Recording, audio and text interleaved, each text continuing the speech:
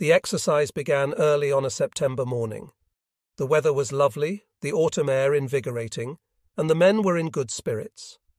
The tactical assignment had been given the night before, and throughout the night the units prepared for the assault. To start with, they were to capture and pass a narrow defile. The manoeuvre was of major importance, especially for the forward units, as beyond a stretch of swamp lay a tactically significant range of heights providing a clear view of the surrounding terrain. The terrain was favourable for dispersal along a wide front, which is of no small significance in meeting engagements. We decided to put in the van elements of the 4th Mechanised Regiment, namely light tanks, armoured cars, motorised infantry and artillery. This mobile force would quickly capture and pass the defile and emerge at key points, entering as soon as possible into contact with the enemy. Where visibility was poor, cavalry patrols fanned out along the flanks.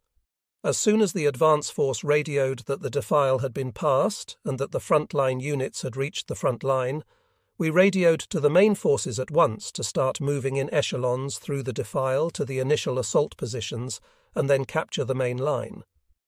2 hours later, the main forces had crossed the swamps and had assumed jump-off positions.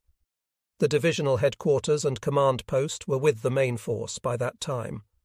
Our advance guard and its scouts reported that a column of infantry consisting of 2 regiments with artillery support and another column consisting of 1 rifle regiment reinforced with artillery were advancing towards us. The enemy's reconnaissance patrols were some 6 to 8 kilometres ahead of their advance guard.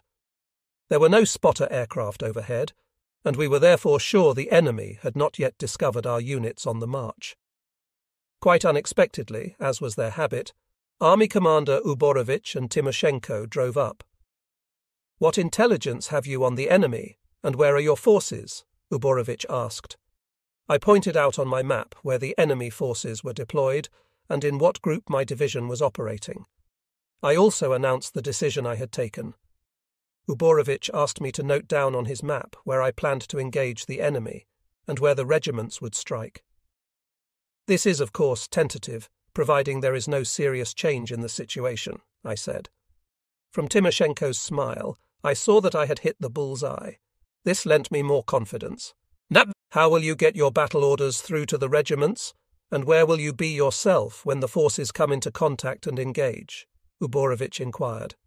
I said, "Operations Chief Arkhipov will go to the 1st column of the 20th Regiment, which is to pin the enemy's rifle regiments. The 19th Regiment, supported by an artillery battalion and a tank squadron, will attack the main enemy force frontally. The battle orders will be relayed there by my deputy, Brigade Commander Dreyer. I myself will relay orders to the main force, which is to outflank the enemy grouping and attack from the rear. I shall be with them until the engagement is over. Now, as my delegates leave, brief orders will be radioed to their units." Uborovich wished us all the best, and getting into the car with Timoshenko, drove off in the direction of the enemy. As we had anticipated, the 19th and 20th Cavalry Regiments attacked the enemy frontally in a heavy action, thus helping our main force to get its bearings. Our enemy was most careless. No one detected our main force, which had outflanked him, and had massed for an assault in the rear. Stopping to take a view from one of the heights, we saw that one of the enemy's rifle regiments, fronting westwards, had engaged our 19th Cavalry Regiment, which had taken up excellent firing positions, and another was making an enveloping movement across ploughland, apparently to strike at the flank of the 19th Regiment, which the enemy had taken for our main force. Meanwhile, our tanks rolled out of the thickets in assault formation, followed by the main force. The banks and artillery opened up devastating fire, then came a tumultuous hurrah from thousands of throats. It was impossible to make out any further what was going on, as is often the case in a meeting engagement. What had really happened and which side had manoeuvred better than the other, delivering the better blow, we learned during the analysis made by Uborovich right there in the field. After noting a number of serious faults in the behaviour of the 4th Rifle Division, Uborovich said the 4th Cavalry Division had made a good impression. We cavalrymen were delighted with this praise, but, on the other hand, felt disturbed over the failure of the 4th Rifle Division, with which we were friends as we were in one and the same garrison. During the manoeuvres, the command of the 4th Rifle Division again had bad luck. In the neighbourhood of Trostianets, not far from Minsk, it was one of several divisions that were again encircled. But that was not all. It did very badly in trying to break out of the encirclement. Once again, as during the Slutsk exercise, it had for its main opponent my 4th Cavalry Division. Breaking out of an encirclement is probably the most difficult and complicated of all operations. To breach the enemy line quickly, the command personnel must necessarily display great skill, fortitude, organisation, and control of the troops with special accuracy. To be sure of success in such a difficult operation, one must mass the troops in the breakthrough sector in great secrecy, mount a powerful artillery and airstrike, deliver a swift blow at enemy positions, put out smoke screens to obscure enemy visibility. Unfortunately, the divisional command failed to cope with the job. The last time Uborovich inspected our division was in 1936. Thanks to the efforts of the entire personnel, the division was in splendid condition. Its political training, discipline, general organisation, and combat preparedness received high marks. Uborovich, who usually stinted praise, warmly thanked the men and rewarded them with valuable presents. In June 1937, Army Commander I.P. Belov was appointed commander of the Byelorussian military district. He was conversant in operational matters. A.M. Peremitov was his chief of staff, and Army Commissar A.I. Medzis was a member of the military council. Reflecting on this period, I must confess that I.P. Uborovich was the better district commander. No other district commander had boosted the tactical training of the commanders and staffs of the formations as effectively as he and his staff did. I was in command of the division for more than 4 years, and during that time I was preoccupied with one thought: to make my division the best outfit in the Red Army. Much effort and energy had gone into raising its standard, dragging it out of the hole, teaching the commanding personnel and the staffs the art of modern tactics, and organising control of units and the division as a whole. I do not claim that we had done everything right. We made blunders, mistakes, and miscalculations, but I can say with a clear conscience that the commanders and political workers could not have done better in those days, and that they did their level best in training the division. In general, the life of the army from 1929 to 1936 was tied up above all with the Leninist program of building socialism. Economic growth and the progress of science and technology enabled the country to supply the army, air force, and navy with modern weapons. The organizational structure of the troops improved, and the technical training of the personnel proceeded in full gear. The greater socio-political and ideological unity of the people resulting from the triumph of socialism had a favourable effect on the army's patriotic spirit. In this and the preceding chapters, I have intentionally dwelt on various exercises and manoeuvres.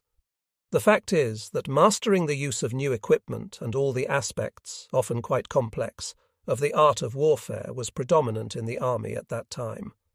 The USSR Revolutionary Military Council, the People's Commissariat for Defense and its branches in the military districts, the higher, medium, and lower echelons of commanding personnel, the political organs, party and Komsomol organizations, and soldiers of all arms of the service persistently and ardently tackled the tasks set by the Party Central Committee and the Defence Minister, mastering the new weapons and the resulting new tactics.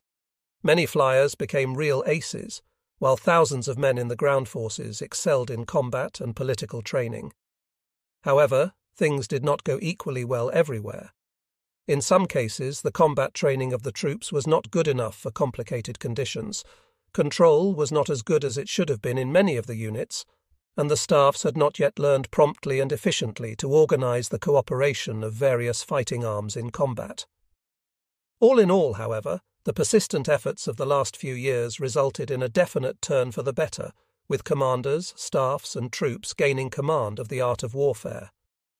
The 1936 autumn manoeuvres conducted in our Byelorussian military district to check the combat capability of the troops were indicative in that respect.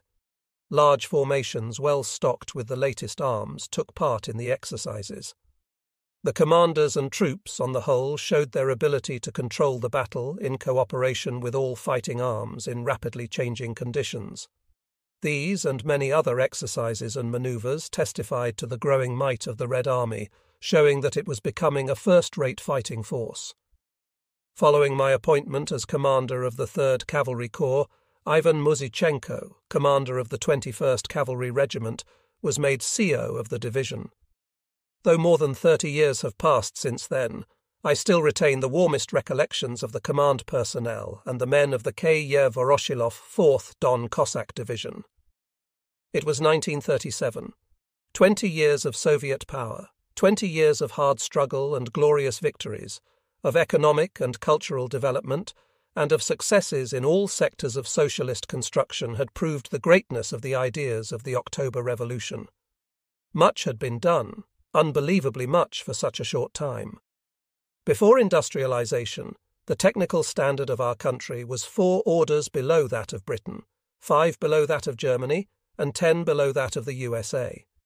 During the first, 1929 to 1932, and the second, 1933 to 1937 5-year plan periods, many new industries came into being, while the ferrous and non-ferrous metals industry, chemicals, power and engineering made giant strides forward.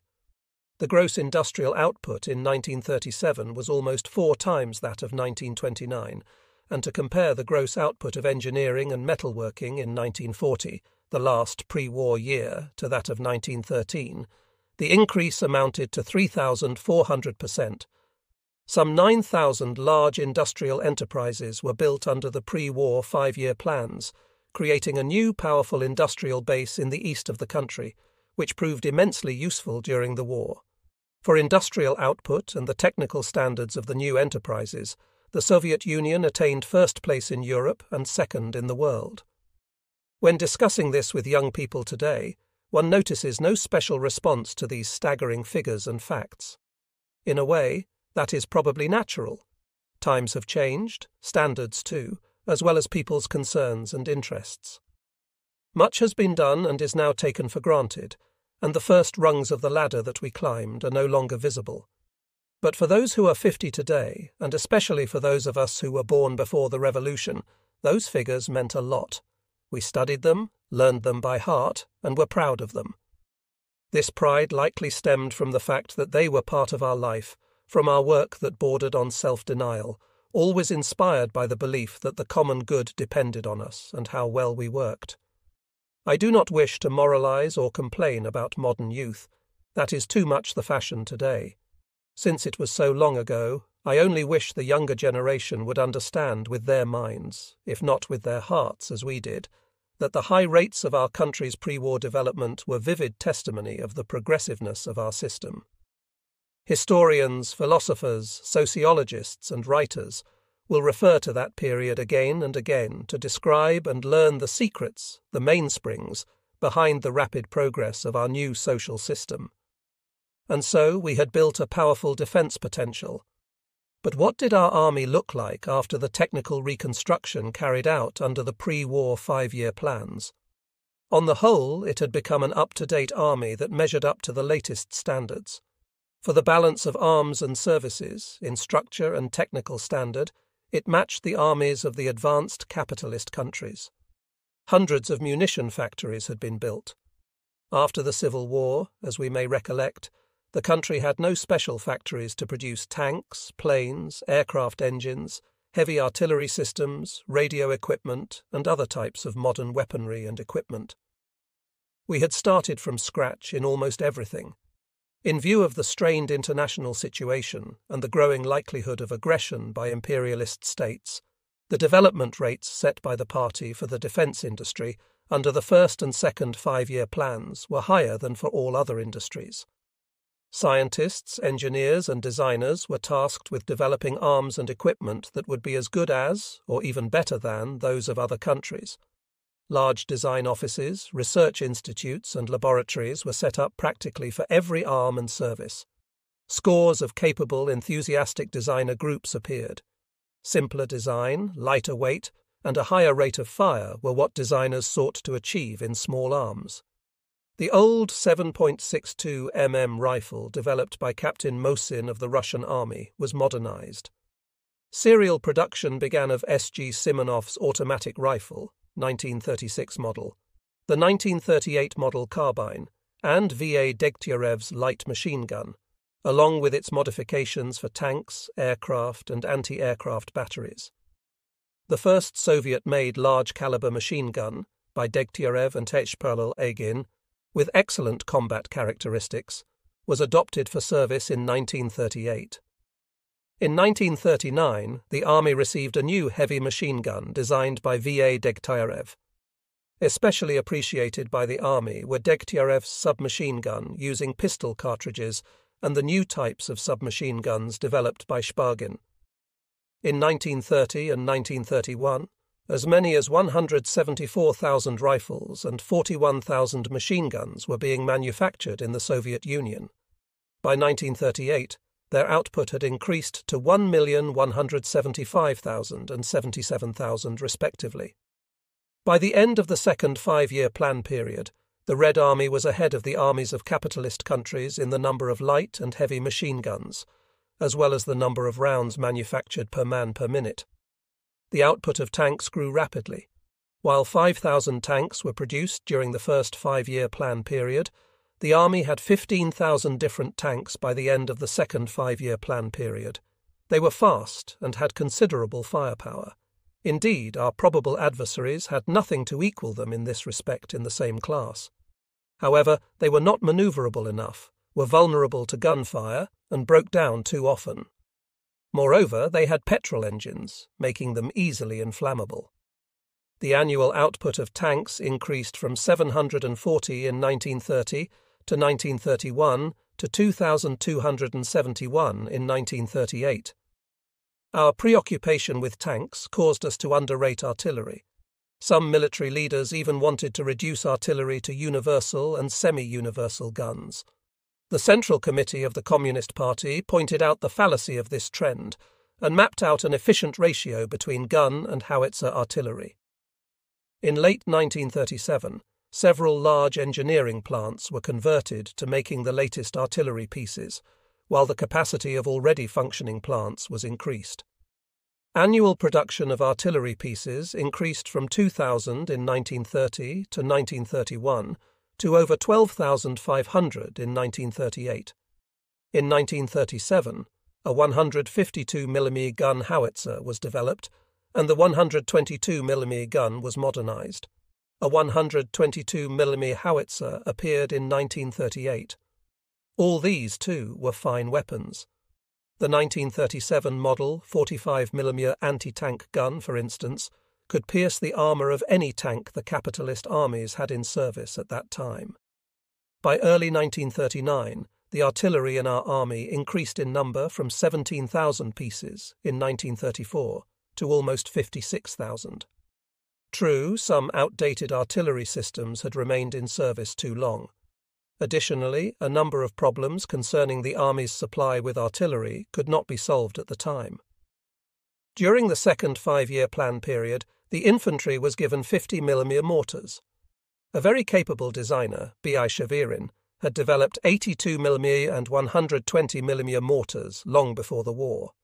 However, it was much later that the Army was adequately supplied with mortars. The technical modernization wholly transformed our Air Force.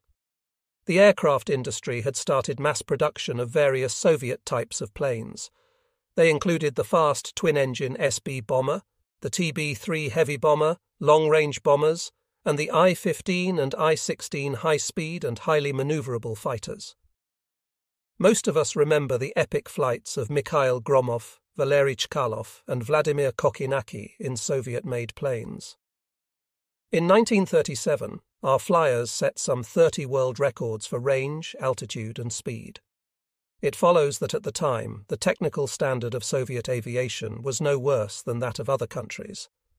Unfortunately, the country's economic resources were not large enough at the time to launch mass production of these splendid models.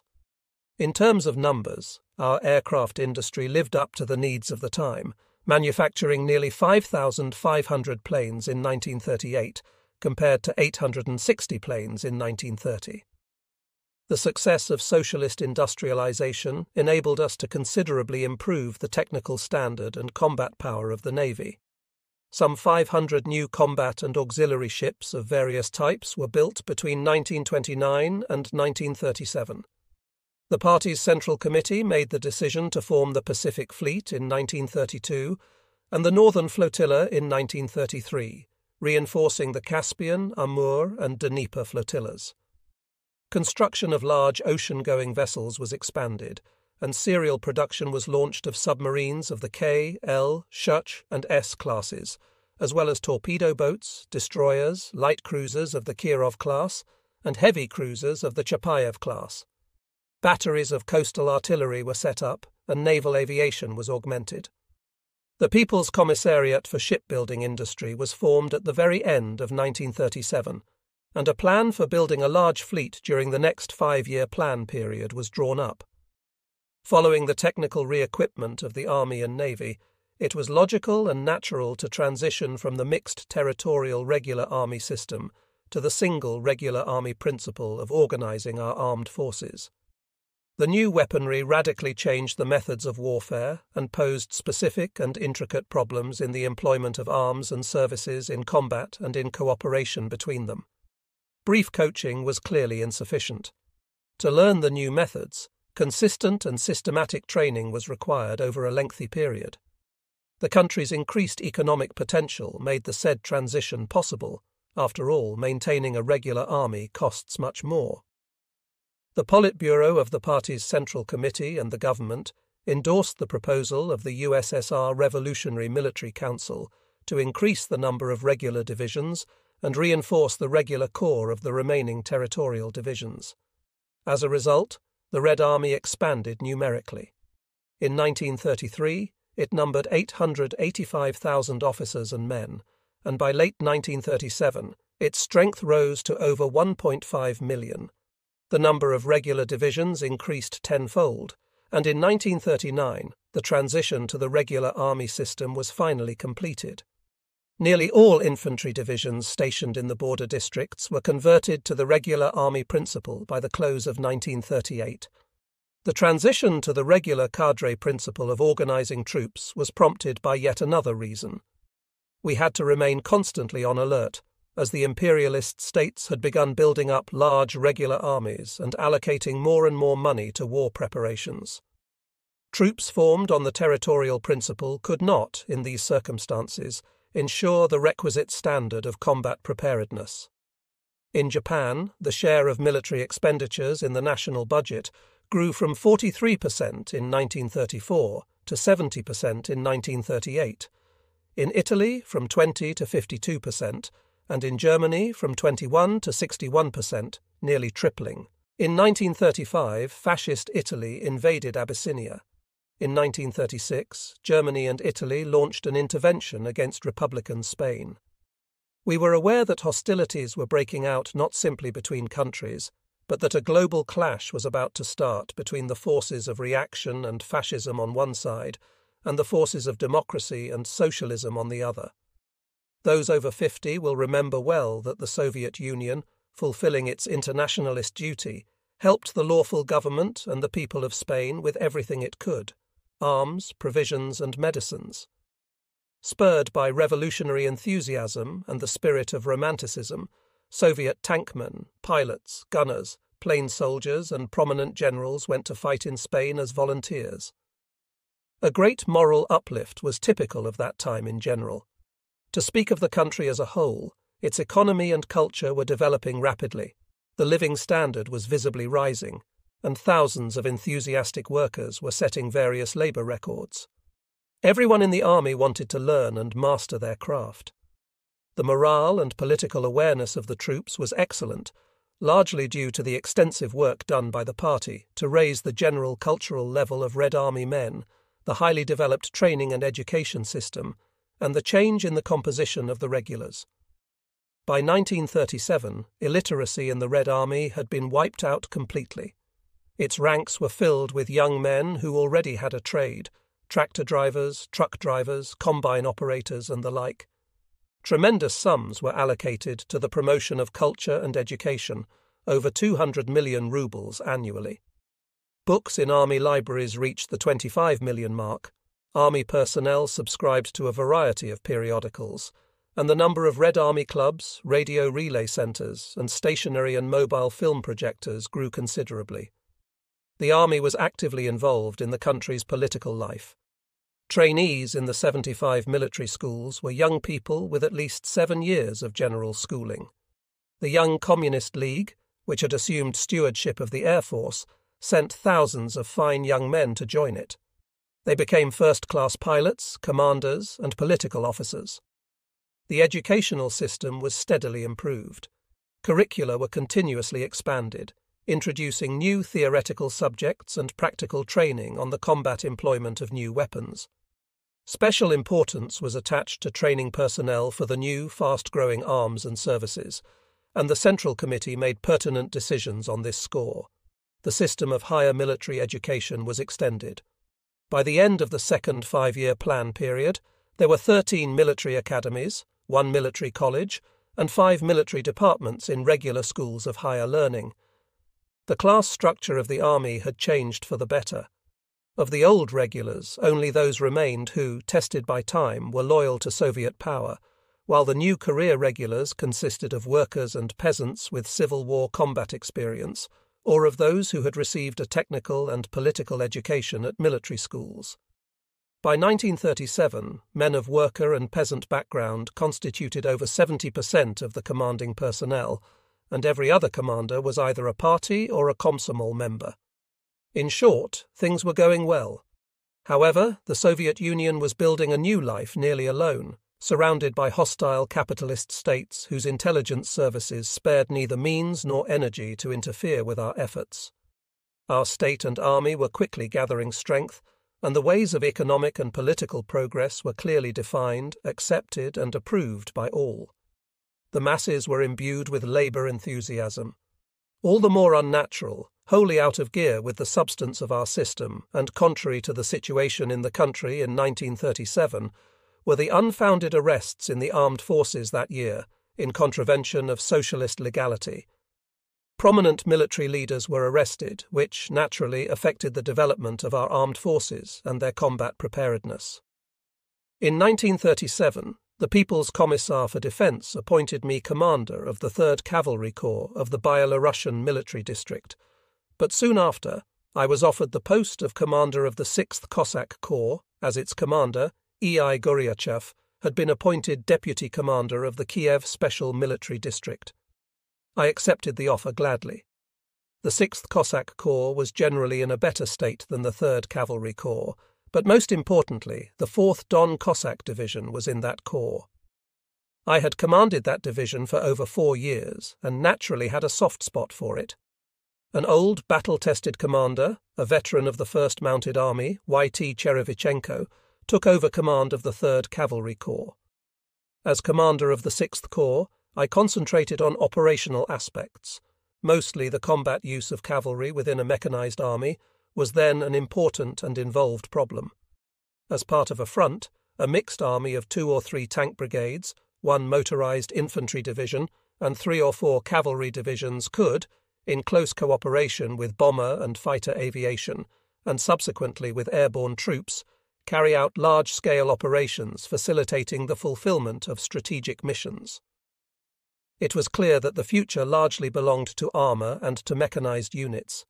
Hence, we gave undivided attention to questions of cavalry-armour cooperation and to the organisation of anti-tank defences in combat and during manoeuvres. In the 3rd and later the 6th Corps, during field exercises and manoeuvres, I cooperated with the 21st Detached Tank Brigade under M.I. Potapov, or the 3rd Detached Tank Brigade under V.V. Novikov. Both of them were former mates of mine, and in combat situations we understood one another from the word go. In combat readiness, the 6th Cossack Corps was far superior to any other unit. In addition to the 4th Cossack Division, the 6th Chongar Division was also well prepared, especially in horsemanship, use of firearms, and tactics. Credit for this goes to the former divisional commander L. Weiner, who spared no effort in raising the division's level of combat readiness. It was these combat-worthy divisions that had made up the core of the 1st Mounted Army. The 29th Cavalry Division, quartered in Osipovici and commanded by Brigade Commander K.V. Pawlowski, did not look as good. Pawlowski, by his temperament and mindset, was not a cavalryman, and his general level of training was lower than other commanders. In the autumn of 1937, district field exercises were held in the Byelorussian military district, attended by generals and officers of the German General Staff as guests. The manoeuvres were observed by People's Commissar for Defence Voroshilov and Chief of General Staff Shaposhnikov. New commanders came to the district, some of whom were insufficiently experienced or knowledgeable. They had much to learn before they could become competent military leaders and educators. I cannot but recall Ivan Kutyakov, an old friend of mine. I had known him for over 20 years and always admired his strong will and military talent. He had served in the Tsarist army, and his prestige among his regiment's men was so great that they elected him regimental commander in the early days of the Revolution. It was a great honour to be elected by front-line soldiers. One had to be a model for others, have a clear head and a warm heart, know one's men, understand what they thought and wanted, and be fond of them. During the Civil War, Kutyakov commanded an infantry brigade of the 25th Chapayev Division. After the death of Divisional Commander Vasily Ivanovich Chapayev, Kutyakov was promoted to command the division. For successful operations against the White Guards, he was awarded 3 Orders of the Red Banner, an Order of the Red Banner of the Khorasan Republic, and presented with prize arms. In 1937, Kutyakov was appointed Deputy Commander of the Volga Military District. As commander of the 6th Corps, I worked assiduously on operational and strategic questions because I felt I had much to learn in that area. I knew that the modern corps commander had to be highly knowledgeable, so I devoted much effort to mastering military science. Reading war chronicles, classical works on the art of war, and various memoirs, I tried to draw conclusions about the nature of modern warfare operations and battles. I gained a great deal from personally working out operational and tactical assignments for divisional and corps war games, commander exercises, staff drills, and troop manoeuvres. After each exercise, I felt I had gathered a bit more knowledge and experience, which was necessary for both my own improvement and the development of young commanders under me. I felt rewarded when classes or exercises with a unit, staff, or group of officers were of practical use to them. In my view, if no one learned anything new after a class or exercise, the commander was at fault. This was sure proof of his incompetence. Unfortunately, there were many commanders whose knowledge was hardly greater than their men's. While studying military problems thoroughly, I must admit that I lacked systematic knowledge in Marxist-Leninist theory, as did many other commanders. The party was doing everything possible to raise the ideological level of Red Army Command personnel. Higher schools had a packed curriculum of Marxist-Leninist disciplines, but evidently greater efforts were required of us to reach the desired level of knowledge. Few of us were fortunate enough to attend courses at the Tolmakiov Military Political Academy. As a corps commander, I realized the importance of studying party and political problems seriously. I often stayed up late reading the classics of Marxism-Leninism. It was by no means easy, particularly with Karl Marx's Capital and Lenin's philosophical works, but my perseverance paid off. Later, I was glad I hadn't given in to difficulties and that I had the drive to continue, as this helped me understand issues related to the organization of the armed forces and the party's domestic and foreign policy. In 1938, I.P. Belov and A.M. Peremitov were recalled to Moscow, and M.P. Kovalev was appointed commander of the Byelorussian military district. I knew Kovalev from the Civil War. He was promoted from the post of deputy commander of a military district, and was a warm-hearted man with a good grasp of operational and strategic matters, though more comfortable with tactics. M.A. Pukayev was appointed his chief of staff, and he performed commendably during the Great Patriotic War.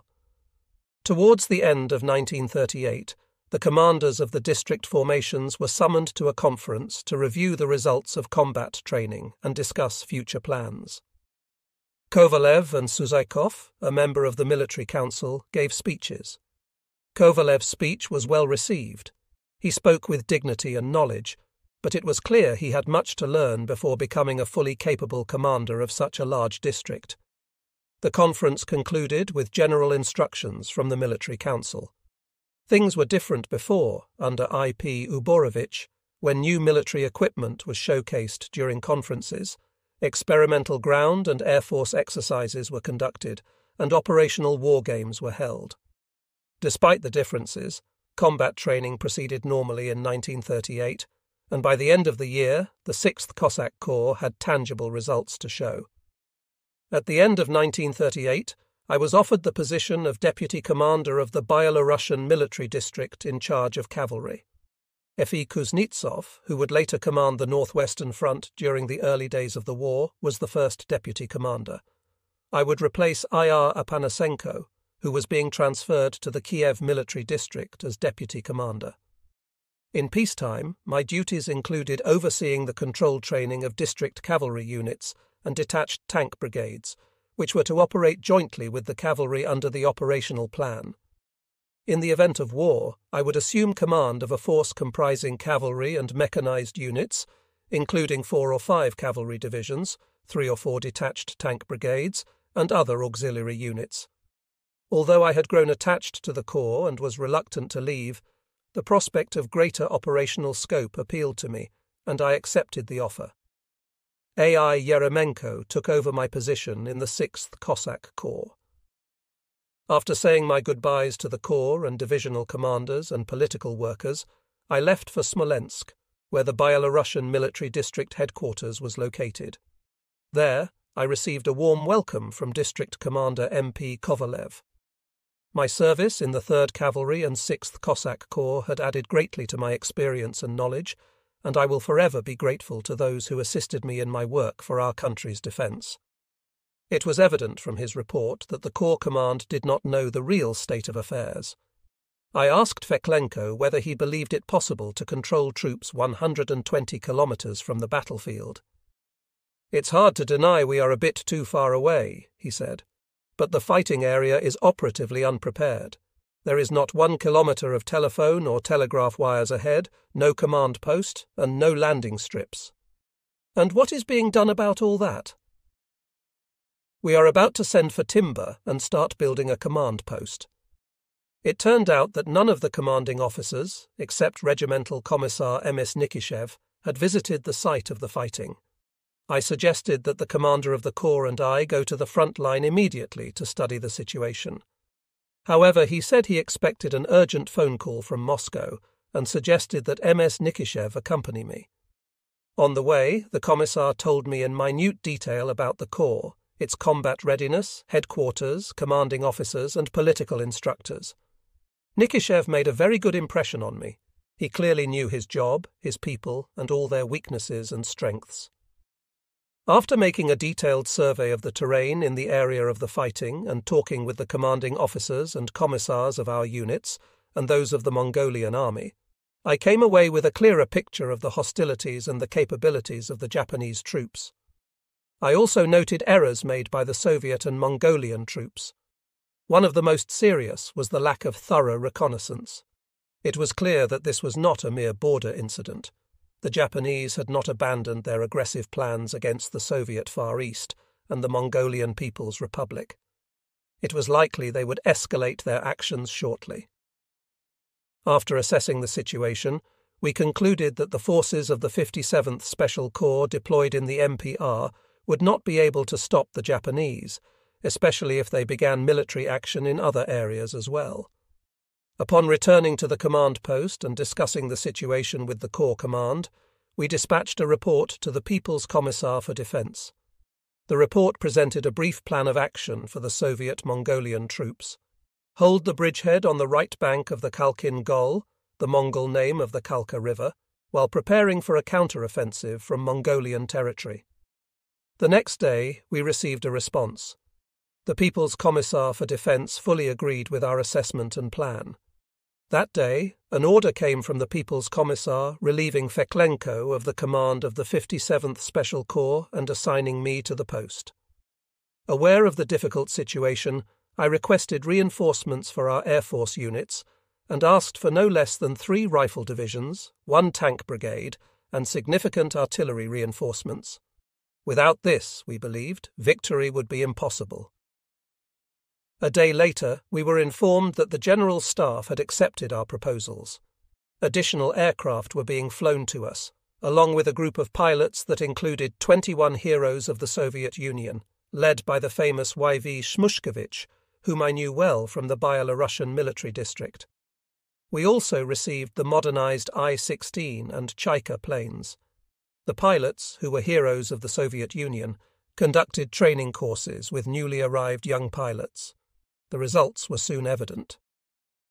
On June 22, 1939, 95 of our fighters engaged in a fierce dogfight with 120 Japanese planes over the MPR. Many heroes of the Soviet Union participated and gave the Japanese a lesson to remember. On June 24th, the Japanese Air Force repeated its massive raid and was again soundly defeated. After this, the Japanese command began withdrawing its planes from the battle in disorganized fashion. On June 26th, up to 60 aircraft appeared over Lake Buer Nor, resulting in another ruthless dogfight with our fighters. The Japanese pilots involved in this battle were clearly more experienced, but they could not gain the upper hand. As we later learned, the Japanese had brought in aces from their air force operating in China. In total, between June 22nd and 26, the Japanese lost 64 planes. Dogfights continued almost daily until July 1st, though they were not as fierce as before. During these battles, our pilots honed their skills and strengthened their resolve. I often fondly remember Gritsevets, Kravchenko, Zabaluyev, Denisov, Rakov, Skobarikin, Orlov, Kustov, Gerasimov, and many other air aces. Their group commander, Y.V. Shmushkevich, was an excellent organizer, an expert on airplanes and an ace flyer. He was a modest man, a splendid commander, and a highly regarded communist, loved by all the pilots.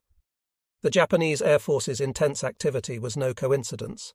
It was clearly aiming to deal us a serious blow and gain air supremacy to support a major Japanese offensive. Indeed, as it later became clear, the Japanese had been concentrating their troops in the Khalkhin Gol area throughout June, preparing for an operation codenamed Second Period of the Nomonhan Incident, part of their broader military aggression plan. The operation's immediate goals were to surround and rout the Soviet and Mongolian troops deployed east of the Khalkhin Gol, cross the Khalkhin Gol and destroy our reserves on the west bank, seize and expand the bridgehead west of the Khalkhin Gol to pave the way for further actions. To carry out this operation, the enemy moved troops from the Hyla region to participate in the 6th Army, which was being deployed. The Japanese command expected to complete the offensive by mid-July, allowing them to finish hostilities on Mongolian territory before autumn. They were so confident of victory that they invited foreign correspondents and military attachés, including those from Nazi Germany and Fascist Italy, to witness their anticipated success.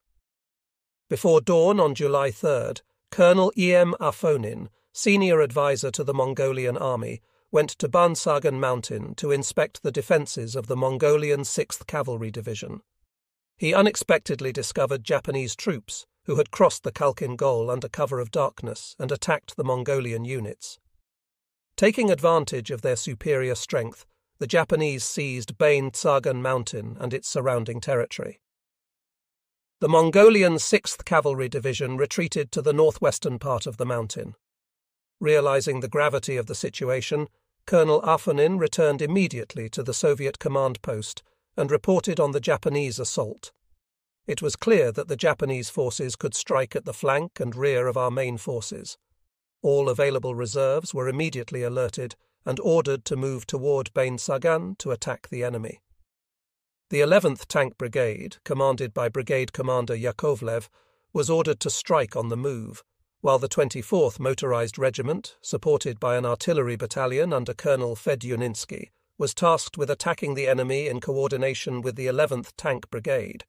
The 7th Armoured Brigade under Colonel Lesevoy was to attack from the south, and an armoured battalion of the Mongolian 8th Cavalry Division also moved toward the area. Early on the morning of July 3rd, the Soviet command arrived in the Bain-Sargan mountain area. The 185th Artillery Regiment's Heavy Artillery Battalion was ordered to establish observation posts on Bain-Sargan and open fire on the Japanese forces. Simultaneously, the artillery supporting the 9th Armoured Brigade, positioned across the Khalkhin Gol, was ordered to redirect its fire toward Bain-Sargan. All available aircraft were also alerted.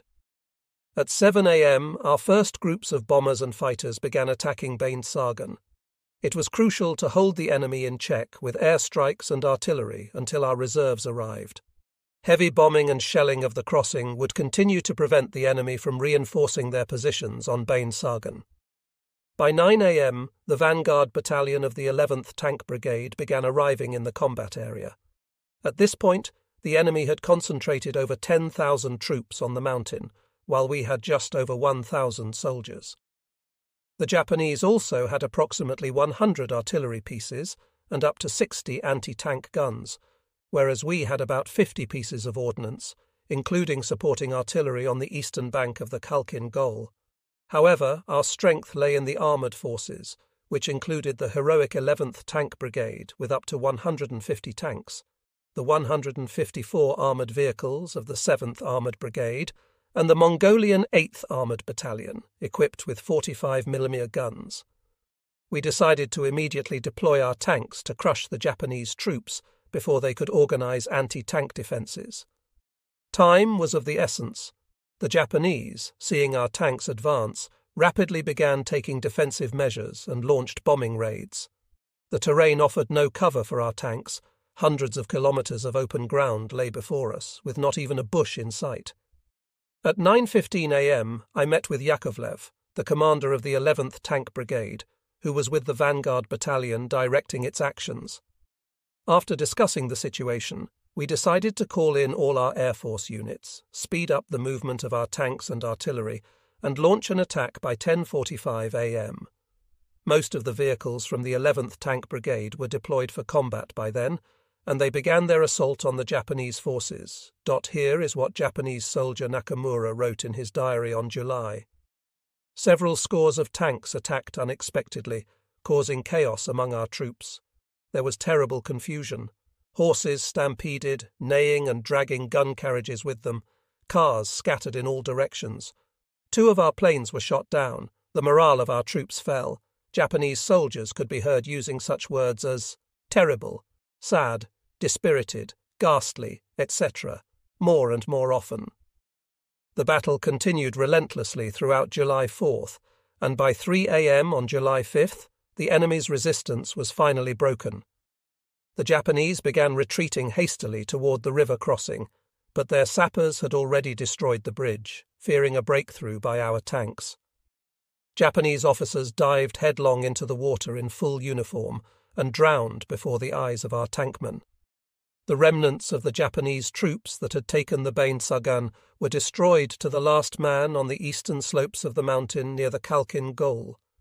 Thousands of dead bodies, carcasses of horses, and a multitude of crashed and broken guns, mortars, machine guns and vehicles littered Bain-Sargan mountain. 45 Japanese aircraft, including 20 dive bombers, were shot down. Commander of the 6th Japanese Army, General Kamatsubara, who had once served as a military attaché with the Japanese embassy in Moscow, saw that things were getting out of hand and on the night of July 4th withdrew to the other side of the river with his operational group. The withdrawal from the battlefield of the Japanese commanding general and his entourage was described in his diary by one Otani, a senior non-commissioned officer at Kamatsubara's headquarters. General Kamatsubara's car moved softly and cautiously.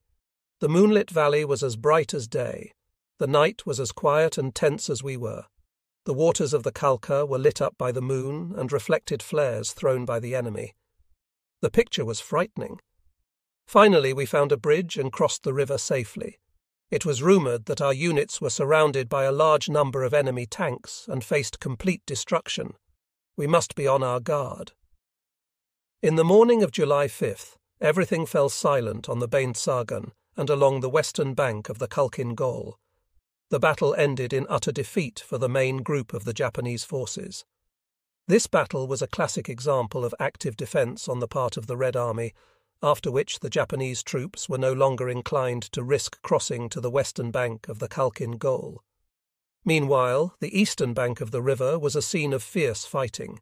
The Japanese routed on the Bain Sagan had succeeded in withdrawing some troops to the eastern bank in a bid to help the holding force of General Yasuoka, which too, after sustaining heavy casualties, failed to attain success. The rout of a large Japanese force on Bain Sagan Mountain and successful resistance on the eastern bank of the Khalkhin Gol boosted the morale of our troops as well as that of the Mongolian units. Officers and men heartily congratulated their neighbours and friends on the victory gained. The major role in the Bain Sagan battle was played by the 11th Tank Brigade, the 7th Armoured Brigade, the Mongolian 8th Armoured Battalion, and the artillery and air force units which supported them. The battle showed that tank and motorised troops cooperating skillfully with the air force and mobile artillery are a foolproof means for carrying out swift, decisive operations. At this stage, the enemy confined himself to battle reconnaissance. However, on August 12th, a regiment of infantry supported by artillery, armoured vehicles, some tanks, and 22 bombers attacked the Mongolian 22nd Cavalry Regiment and occupied the Bolshia Pesky Height in the southern sector of the front. The enemy had been building defence lines all along the front. Timber was brought in, dugouts built, and fortifications erected. The enemy air force, after sustaining heavy losses, 116 Japanese aircraft were shot down between July 23rd and August 4th, confined itself to reconnaissance flights and minor bombing raids against the central crossing of the river, artillery positions and reserves. The Soviet Mongolian command was preparing thoroughly for a general offensive no later than August 20th, aiming to wipe out the troops that had invaded the Mongolian People's Republic. At the request of the Military Council, new reinforcements, armaments and other supplies were arriving from the Soviet Union for the 1st Army Group. In addition, 2 rifle divisions, a tank brigade, 2 artillery regiments and other units were moving up. Bomber and fighter units were also reinforced. To carry out the forthcoming intricate operation, we had to transport the following materiel over country roads from the supply railhead, which was 650 kilometres away from the Kalka River. Artillery ammunition, 18,000 tons. Aircraft ammunition, 6,500 tons. Fuel and lubricants, 15,000 tons. Foodstuffs, 4,000 tons. Solid fuel, 7,500 tons. Other items, 4,000 tons. To get all these supplies in before the operation, we needed 4,900 lorries, while only 2,636 were available. After August 14th, another 1,250 lorries and 375 tank trucks arrived from the Soviet Union, but we were still short several hundred lorries and tank trucks. The brunt of all this transportation was borne by our army transport and service vehicles, including artillery tractors. We decided on this extreme measure because, firstly, we had no other choice, and secondly, because we believed our defences to be quite stable. The drivers worked miracles. Despite the blistering heat and torrid winds, the round trip of 1,400 kilometres took just 5 days. We were greatly assisted by the Trans-Baikal Military District in organising our rear. Without this help, we probably would not have been able to build up the supplies needed for the operation in such a short time. We believed that the decisive factor for the success of the coming operation would be the operational and tactical element of surprise, denying the enemy any chance of withstanding our shattering blow or taking countermeasures.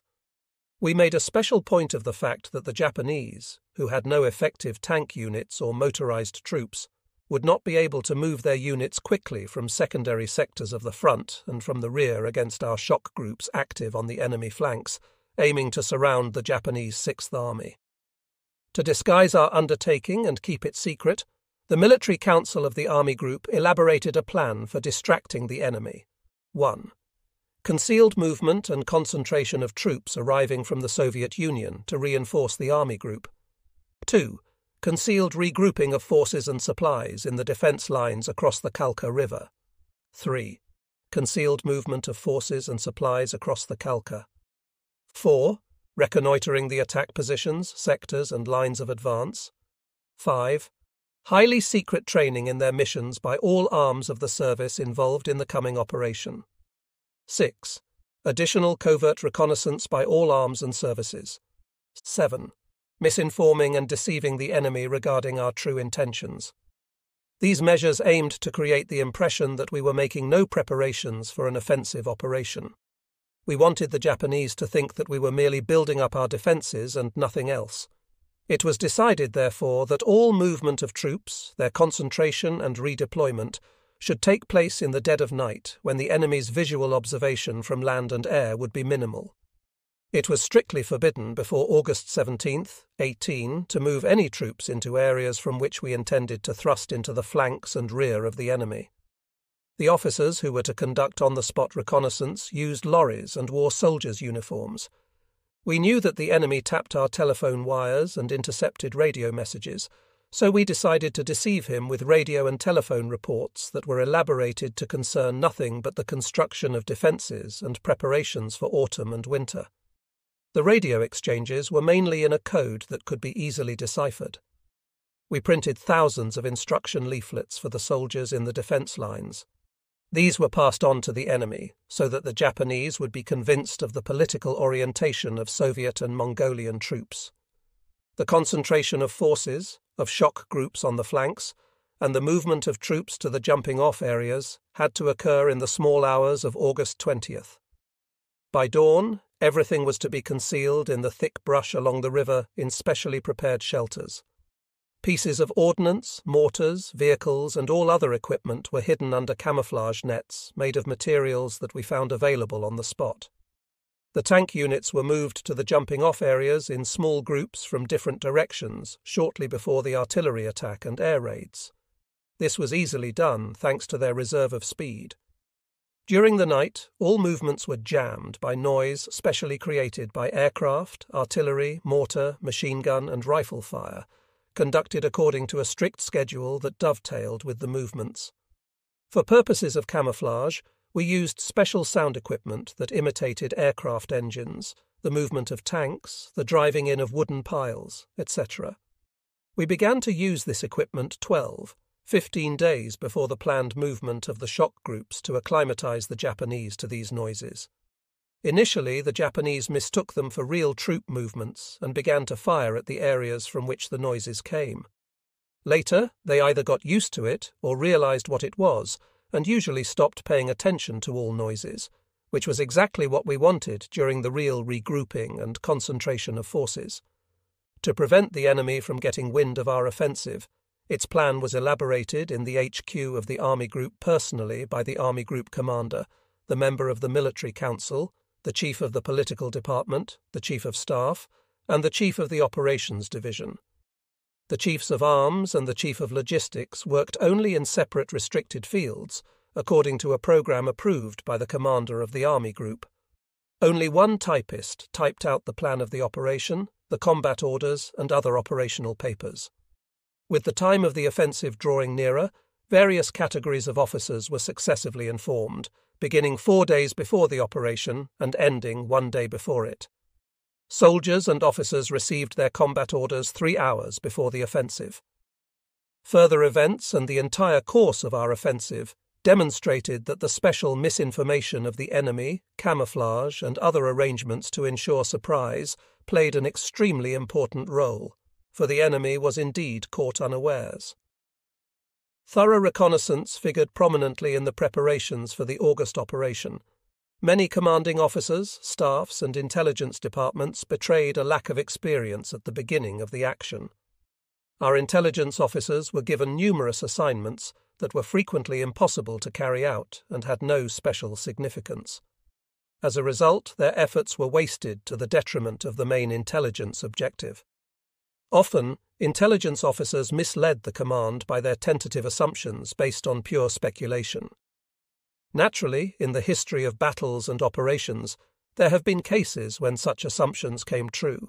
In our case, however, We had no right to plan such a serious operation on the basis of doubtful intelligence. In the coming operation of surrounding and destroying the enemy, we were interested most of all in the exact location and numerical strength of the Japanese troops. Obtaining intelligence about the enemy was made doubly difficult by the absence of any civilian population in the area from whom we could have gathered information.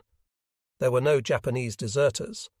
The Barguts, Mongol herdsmen living in the northwest of Manchuria, who went over to our side, knew nothing, as a rule, about the location and strength of Japanese units and detachments. We obtained the best intelligence from combat reconnaissance. Yet this intelligence related only to the main line of resistance and the closest artillery and mortar positions. Our reconnaissance aircraft supplied us with good pictures showing the deep enemy defences. However, seeing that the enemy usually made ample use of camouflage and other deceptive means, including mock-ups, we had to be very cautious in our conclusions and establish what was genuine and what was not through thorough rechecking. Small reconnaissance groups could only rarely infiltrate the enemy lines, since the Japanese closely watched the terrain in the area of the deployment of their troops. However, in spite of all these unfavourable circumstances, we managed to organise reconnaissance and gather some valuable information. The reconnaissance group of the 149th Motorised Rifle Regiment worked very well. Regimental Commander Major I.M. Remizov himself was in charge of organising it, and he knew the job in detail. I saw Major Remizov at one of the training sessions. He demonstrated to the intelligence men how best to capture a prisoner from ambush and how to infiltrate heavily guarded enemy lines at night. Major Remizov was an extremely resourceful scout, and the soldiers, who loved and respected him, were really pleased that the regimental commander himself was teaching them the tricks of the trade. For the heroism that Major Remizov displayed on the Khalkhin Gol, he was given the title of Hero of the Soviet Union. We believed that the weakest spots of the Japanese were the flanks and the lack of mobile reserves. As for the terrain, it was extremely difficult for the offensive at all points. The plan for the party political work with the troops during the operation was also made to suit the concrete tasks we faced. It consisted of two parts, one preparatory and the other operational. At the preparatory stage, the main thing was to ensure the success of the measures to be carried out by the military council of our army group to concentrate men and supplies for the coming operation, and to work among the troops arriving from the interior of the Soviet Union, passing on battle experience, etc. To carry out these important tasks, all communists, political instructors and commanding officers were called upon to intensify their work in sections, platoons and companies. Special attention was devoted to the rear services, which were to see to the timely arrival of supplies. The Soviet troops knew very well that our proletarian and internationalist duty committed us to helping the fraternal Mongolian people in those rigorous days of trial. Extensive political work was done by the newspaper Geroicheskaya Krasnoarmyskaya, heroic Red Army paper. Its every issue popularized the glorious deeds of our soldiers and officers and the traditions of the Red Army. Once the operation began, it would be chiefly engaged in putting out and quickly disseminating news leaflets for the officers and men. Very active contributors to the paper were writers Vladimir Stavsky, Konstantin Simonov, Lev Slavin, Boris Lapin, and Zinovy Katsrevin, along with the ubiquitous press photographers M. Bernstein and V. Temin. I would like to say a few very special words about Vladimir Stavsky. That talented writer and propagandist lived a soldier's life. He was a brilliant war correspondent. My own association with him lasted until the end of 1941. In early August, he came to the 24th Army of our reserve front, where I was making ready to attack and crush a Nazi force at Yelnya. We embraced and recalled the embattled days on the Khalkhin Gol. Stavsky wasted no time and went off to the front lines, where a tense battle was in progress. By the morning of the next day, he sent in a contribution to the army newspaper and also a note to me about the difficulties our troops had to face. A great pity that this gifted writer died, laying down his life as a true soldier in the fighting at Neville in 1943. The editor of the newspaper was Do Ortenberg, a capable and fast-working journalist. He knew how to organize the work and keep his staff on its toes. He asked party and political workers, commanding officers, and soldiers to contribute to the newspaper, and they responded readily. During the Great Patriotic War, Ortenburg was editor of Krasnaya Zvezda, the newspaper of the Soviet armed forces, and I have had occasion to run across him in the active army, but back to the Khalkhin goal. On August 20th, 1939, Soviet and Mongolian troops began their general offensive aimed at surrounding and wiping out the Japanese troops. It was a quiet and warm Sunday.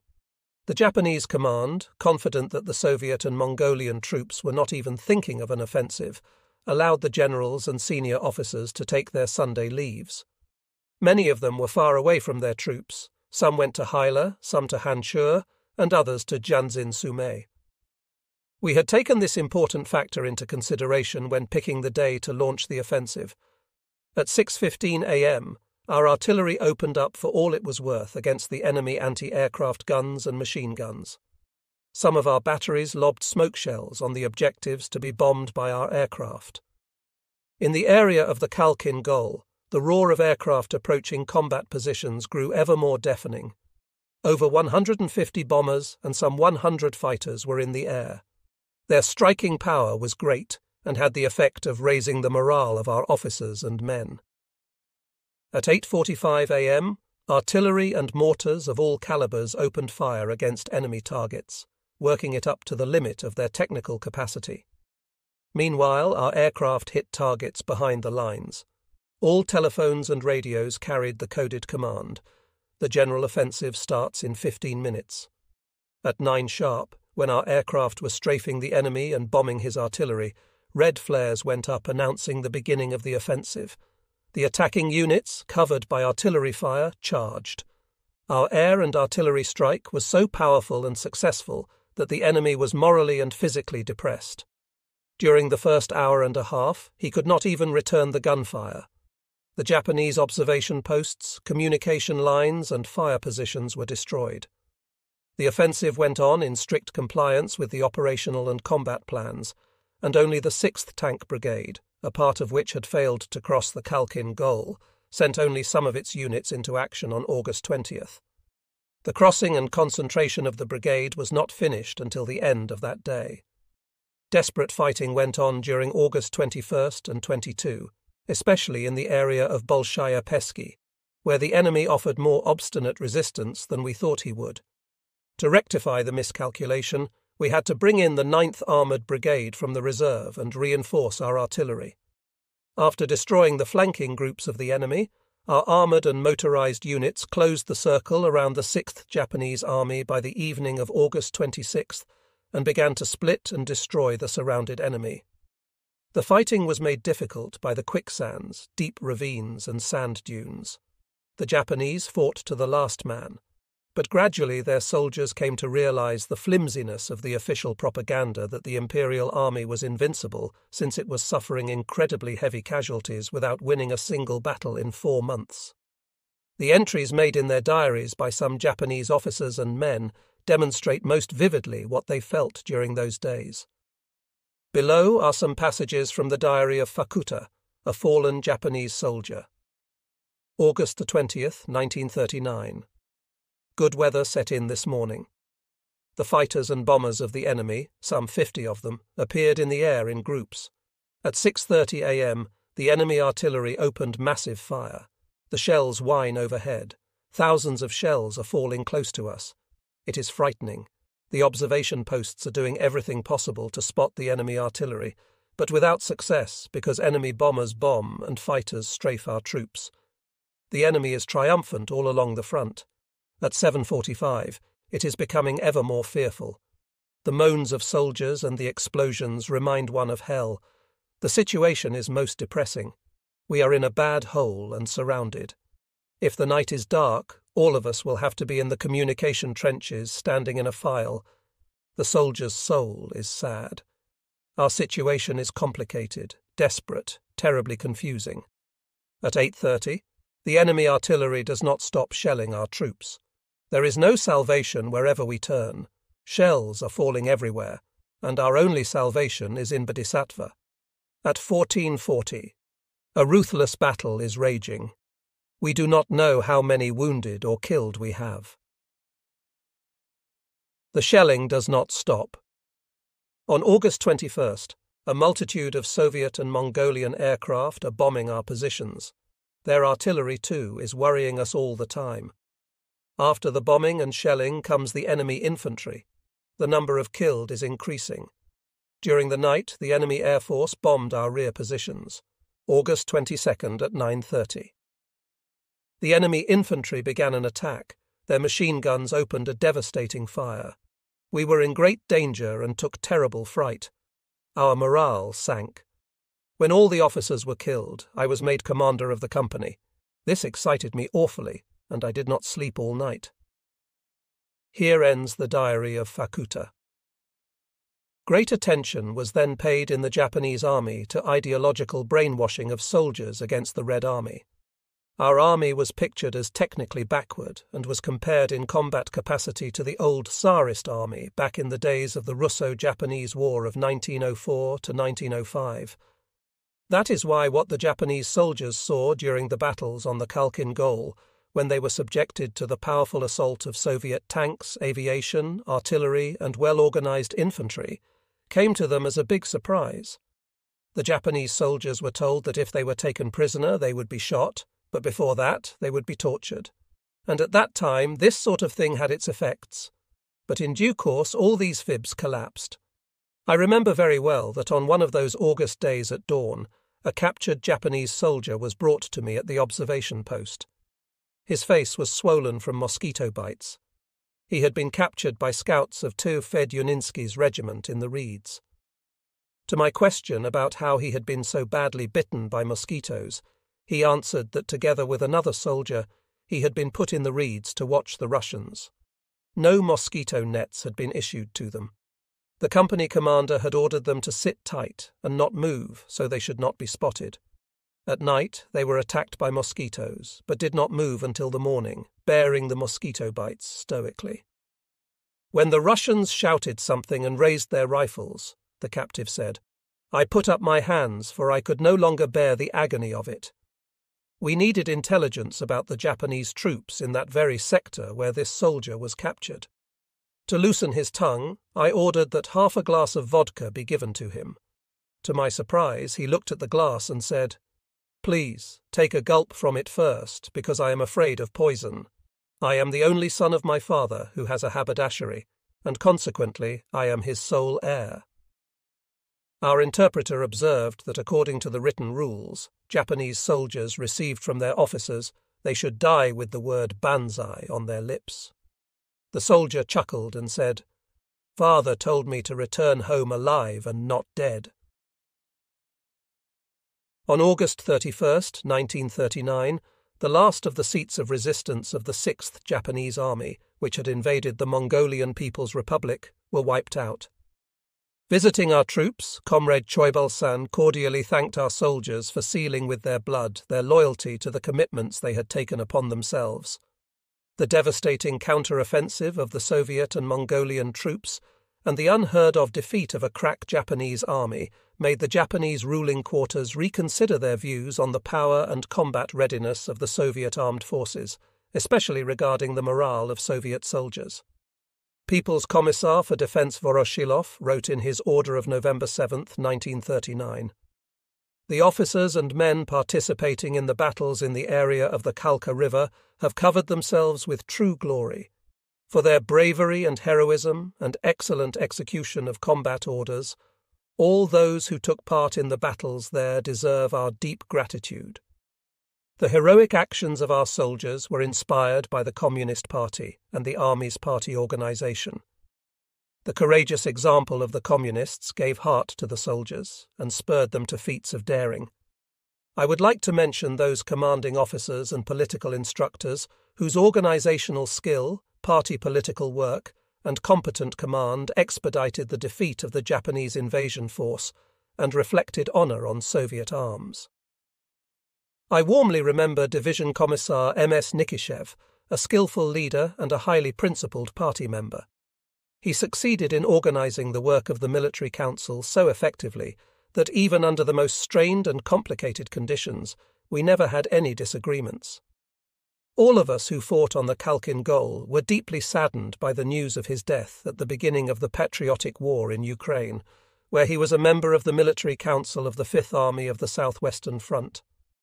How, too, can we forget the hero pilots Y.V. Shmushkevich, S.I. Gritsevets, V.M. Zabaluyev, G.P. Kravchenko, V.F. Skobarikin, V.G. Rakov, and the many others who displayed exceptional bravery and courage. Pursuing a group of Japanese airplanes, fighter pilot S.I. Gritsevets, hero of the Soviet Union, saw that the plane of his commander, V.M. Zabaluyev, was missing.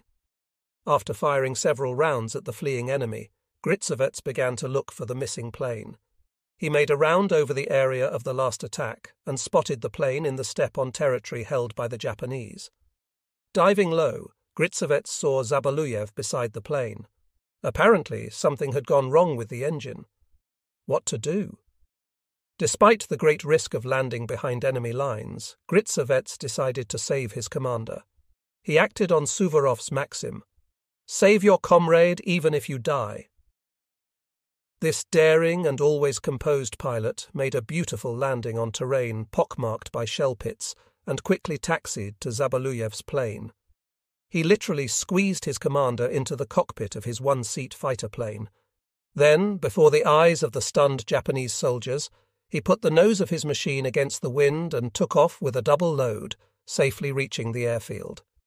In one of the reconnaissance fights with the Japanese, a lorry was damaged in the unit of Major Kasparovich. The driver, Private Timokhin, did not abandon the lorry and stayed in the battlefield in no man's land, trying to fix the damage. The Japanese, who saw his bold action, decided to capture him alive. Timokhin fought like a real Soviet soldier should. Badly wounded, he continued to resist. At that moment, Major Kasparovich, the commanding officer of the unit, undaunted by the extremely serious situation, made the risky decision to save the soldier. He ordered direct artillery fire on the Japanese weapon emplacements and led his company into an attack on the enemy. In an armoured vehicle, he drove at high speed to Timokhin's lorry and took it in tow. When Timokhin was brought to safety, he thanked his commanding officer and his mates with tears in his eyes for saving him from certain death at the risk of their own lives. "I was sure you would not forget me and would not leave me to die," he said before being taken to a hospital. Hero of the Soviet Union, Senior Lieutenant V.F. Skobarikin, a pilot, distinguished himself in an unequal dogfight. While saving his comrade Senior Lieutenant Vus, he rammed a Japanese fighter plane, destroying it, and then engaged two other planes. When the Japanese pilots sensed who they were dealing with, they made off for their airfields. Despite the serious damage to his plane, Skobarikin reached his airfield safely. Fragments of the enemy plane were found on the wing of his plane. Hero of the Soviet Union, Senior Lieutenant V.G. Rakov, distinguished himself as well in the air battles. On July 29th, he encountered a Japanese ace pilot, Takeo. Skillfully controlling his plane, V.G. Rakov engaged the enemy. In the dogfight, the Japanese pilot demonstrated all his skill, yet Rakov set fire to his plane. The Japanese bailed out, and seeing that he was coming down on Mongolian territory, attempted suicide. However, he was taken prisoner. On recovering from his ordeal and seeing that he was being well treated by the officers of the Red Army, Takeo asked his captors to introduce him to the pilot who had so skillfully shot him down. When Rakov approached, the Japanese bowed low to him in tribute. I gratefully remember many commanders with whom I was in daily contact at that time. At the beginning of the hostilities on the Khalkhin Gol, Ivan Fedyuninsky was the administrative assistant commander of a regiment. When we needed a commander for the 24th Motorized Regiment, Fedyuninsky's name was given as the first choice, and we never had reason to rue it. In the most complex situations, Fedyuninsky always found the correct solution. When the general offensive began, his regiment successfully fought the enemy.